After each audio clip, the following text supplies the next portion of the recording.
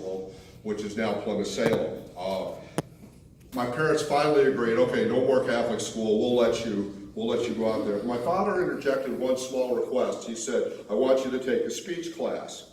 I agreed. And the third period at the brand new high school, I walked into the corner classroom and saw Bonnie for the first time. She was young, beautiful, and full of energy. My first impressions were favorable, to say the least. She started us working right away. We were to prepare a speech for the very next class. For the life of me, I can't remember what that speech was about. But I do remember giving the speech, and I remember sitting down as Bonnie asked for comments from the class. Class feedback was very important to her. After the class feedback, I'm sitting in my chair, and she said to me, Mr. Goebel, would you see me after class? Now, having spent the last 10 years in Catholic school, when a teacher asked me to stay after class, it was not a good thing. I spent the remainder of the class staring up at the clock, going, what could I have done wrong? The bell rang, and I slowly walked up to the desk and said, Mrs. Dorr, you wanted to see me? And at that instant, I realized I wasn't in any trouble at all. She said to me, I liked your speech. I'm the debate and forensics coach. I'd like you to join the debate and forensics team. Well, I was thrilled. I was absolutely thrilled. I was recruited. I found something I felt good about. And I called my parents from a payphone. This is 1971, remember? Or actually, it was 1970. I was recruited. I called my parents from a payphone and started to work that day. It was hard work. My partner, Rich Kelly, WSDP's first news director, we worked our tails off, learning debate and becoming excellent public speakers under her tutelage. She drove us hard and made sure we were prepared to compete against other schools in the state. When Bonnie passed away in 2013, I wrote, Bonnie took the time to find out what motivated us individually. As I think back on this now, it takes a tremendous amount of energy and thought. She didn't mind doing this. Most teachers and coaches do everything in groups. If you mess up, everyone gets yelled at.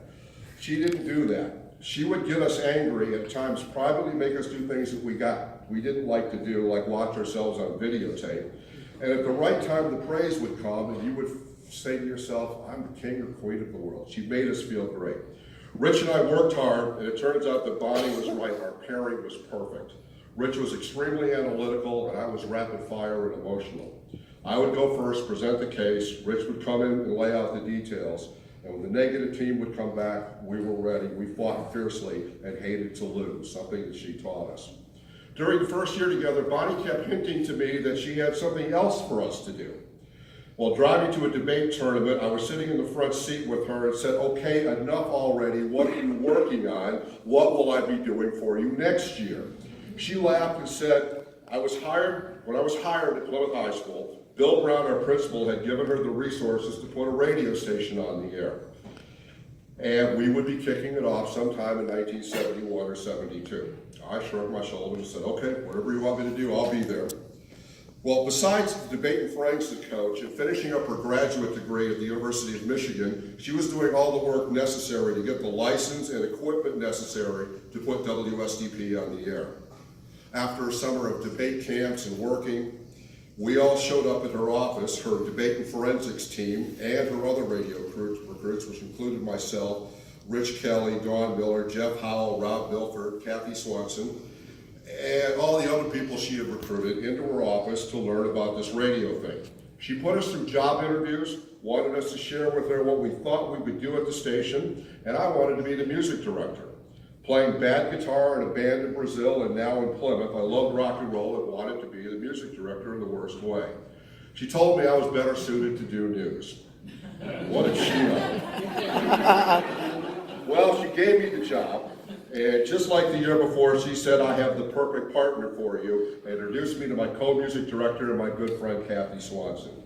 She gave us a phone number of a college A&R rep for A&M Records and said, go learn the job. We did. Kathy and I started building a record library and learning how insane the music business was in the 1970s. I asked earlier, what did she know? Well, I learned quickly when I was in college that I was better at news. And I was hired upon graduation from college to be the news and sports anchor at WPHM in Port Huron.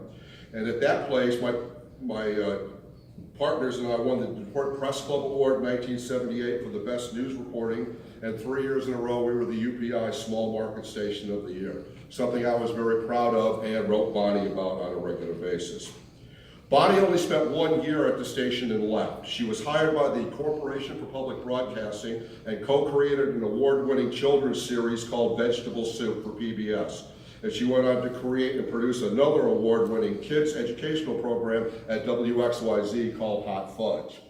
She joined ABC in an executive capacity supervising primetime programs and variety shows, and later watching over and helping develop Saturday morning programs and after-school specials. Among the shows that she kept an eye on or worked on were American Bandstand, Scooby-Doo, The Croft Super Show, and Schoolhouse Rock, for those of us old enough to remember that. Around 1976, one of ABC's main suppliers hired her away, and she spent a decade as the Executive Vice President of Development and Production for Croft Entertainment. They were a big company at that time. For them, she developed and produced a number of children's programs, variety shows, and specials. Bonnie went on to form Bonnie Moore Productions, and there her shows included Reasons for Living, the Jill Ireland Story, Sins, a miniseries starring Joan Collins, a TV sitcom for CBS called First Impressions, about what? A radio station. She discovered Brad Garrett and cast him as the star of the show, and from there Bonnie's resume is too long to mention here. But Bonnie never forgot us, always stayed in touch with her students, including me, and the happenings at WSDP, and was also so proud of the fact that this station is doing so well. I was fortunate to move to Los Angeles in 1986 and had regular conversations with her about life and how far a couple of people from the suburbs of Detroit had come. I always wanted to know about her latest productions. Those of us whose lives she touched, she changed profoundly. During a conversation with Bonnie shortly before she passed, I told her that WSDP had probably impacted and helped more students in the Plymouth school system than any other program. I asked Bill when preparing this speech how many students he estimated he had gone through the program, and he said over 800. When we came out of this program, Kathy and I had more confidence in our abilities because of what we had learned at the station and from Bonnie. The first line of Bonnie's obituary was the founding general manager of WSDP, something she was very proud of. I know Bonnie's watching me tonight, and I know when we meet up someday on the other side, she'll have that debate evaluation sheet telling me what I did right and where I can improve. It took a force to be reckoned with to get this station up and running, and the lady, as we called her, was that unique force. So whether or not you've never heard of Bonnie before tonight, as part of the WSDP family, we are all part of Bonnie Doerr's legacy. Thanks for the time, and I hope I make it to the 50th.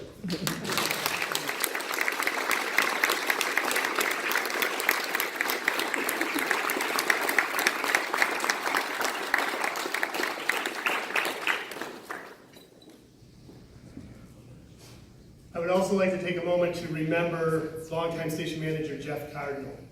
Jeff served the station as manager from 1974 to 1982.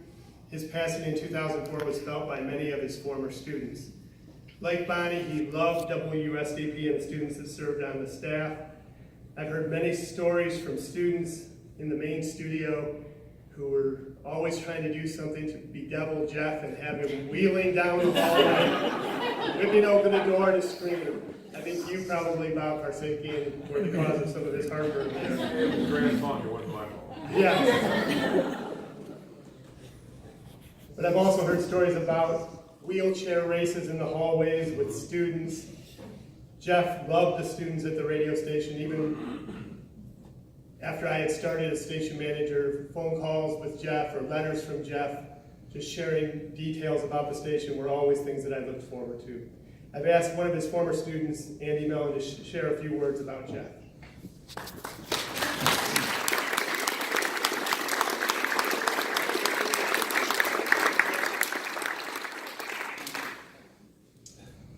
It's just great to be here tonight and to see so many friendly faces.